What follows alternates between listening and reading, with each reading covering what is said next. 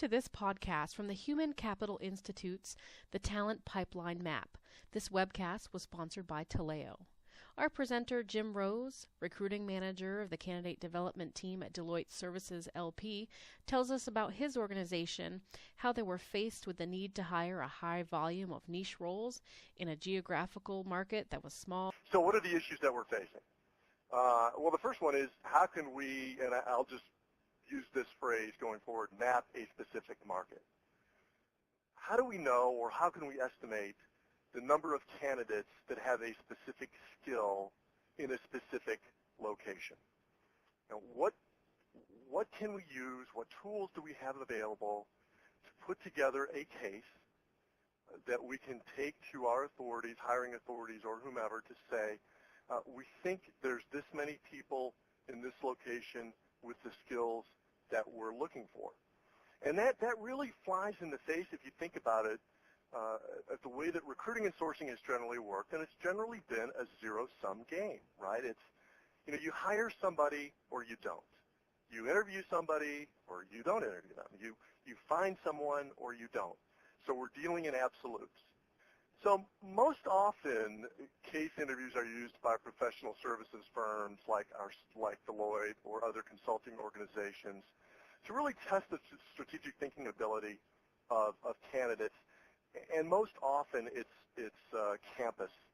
We use these on campus, either for undergraduate hiring or for our MBA hiring programs. We want to test the ability of students to communicate strategically, to think on their feet, to think abstractly, to use their analytical abilities to solve problems. For our purposes, though, it's really the last bullet point that's probably most applicable. It's how can they reach, or how can we reach a logical conclusion with a very limited amount of data? And clearly, when we're talking about assessing a specific candidate pool in a geography, there's limited data available to us. There's more than we had, even a couple of years ago, but the amount of the data is still limited. So what are some of the types of case interviews that are out there? For our purposes, we're going to use market sizing. How many golf balls are made in the U.S. each year? My favorite one is how many ping pong balls can you fit in a 747? And I would have loved to have used that one as my example, but I couldn't find an image of a 747, so I had to go with the paint example. Brain teasers, which our colleagues at Microsoft and Google have kind of made famous, and they want to challenge the ability of a candidate to think creatively. And then there's general business case interviews that many of you might have heard of, the Harvard business case interviewing. A lot of strategy firms use these examples when they're interviewing, and they're based on real business scenarios. And move to the next slide and talk about the tools that we can utilize when we start to think about that 300 million figure. Where's our starting point? Well, we can use an applicant tracking system. We can use Taleo, which is what we use here at Deloitte. We can take a look in Taleo and see how many people have applied to us for a specific role in a specific location. How many people have applied to a C++ opening that we have in Detroit, for example? We can use LinkedIn. We can take a look at LinkedIn and search by geography for a specific skill set. We can use LinkedIn Recruiter Pro, which is what we use, or we can use our own personal LinkedIn accounts, or we can use other business networking tools. And let's talk about the specific challenge that we faced here at Deloitte. And let me just go ahead and say that I didn't include a lot of information here. I mean, some of the information, some of the specifics I couldn't include because it's confidential. But I think you'll find that there's enough here that you can really understand our approach, how we arrived at our conclusion, and so there's not going to be a lot of gray, I hope. So the challenge that we were facing was that we were looking at one of our service lines that wanted to grow by 50%. And I'm sure that many of you, 50% growth is pretty aggressive in any skill set or in any function.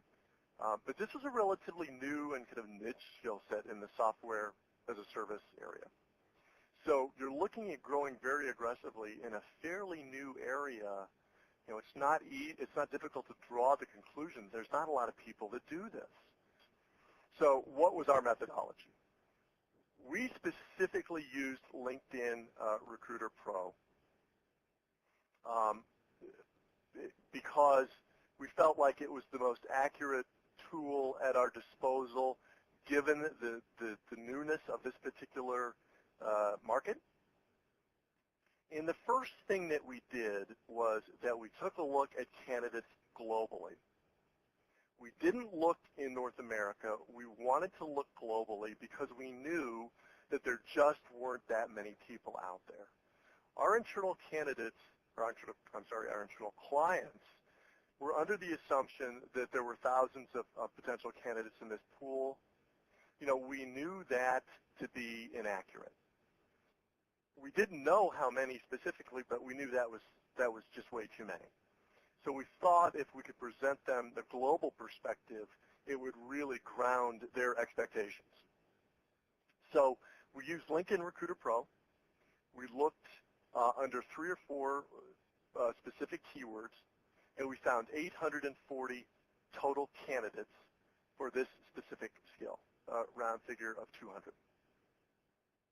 So from the assumption that I talked about earlier, where our internal clients were saying there's thousands of people out there, we took one tool, we took one known figure, we made some very logical conclusions, or logical assumptions rather, and we arrived at a somewhat accurate figure of 200.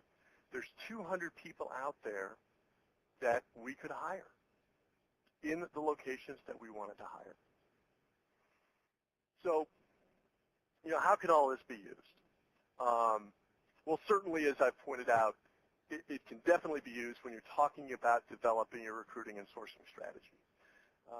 It can be certainly, as I just mentioned, used when you're talking about compensation adjustments for a specific market. If you can determine that there's really a limited candidate pool in a specific location, then you want to make compensation adjustments accordingly. It's not after you've talked to 2 or 3 people and you've lost them because you can't pay what the market suggests. You're out ahead of the curve, and you're able to be proactive with your potential candidates. For market research, does it make sense to build a sales office here or to put a sales office here? Does it make sense to hire in this location? Does it make sense to perhaps think about entering a new market? Are there the people in this location that we can hire? Maybe we need to take a look at a geography that we hadn't considered. There's all types of market ways that this data can be used. Certainly when you talk about competitor intelligence, competitor capabilities, this is one way to use this information. If a competitor is saying they have capabilities given the size of their workforce, and you can determine that, they really don't. They're offshoring or they're outsourcing a lot of their work and they're claiming it to be their own. That certainly would give your organization a leg up when it comes to submitting a proposal or trying to sell your services if you have the capabilities and your competitors is not. And probably most importantly, as I've discussed throughout, it's the ability to sit down and have relevant discussions with those that are leading your recruiting or sourcing functions, with your clients, with your hiring managers. You can talk about how you arrived at these conclusions. What does it mean given the knowledge of your market? What does it mean? How can we grow our workforce? Does it mean that perhaps the candidates simply don't exist and that we need to think about retraining or retooling our existing workforce? Maybe we need to open the aperture and consider other skill sets. The possibilities are virtually endless.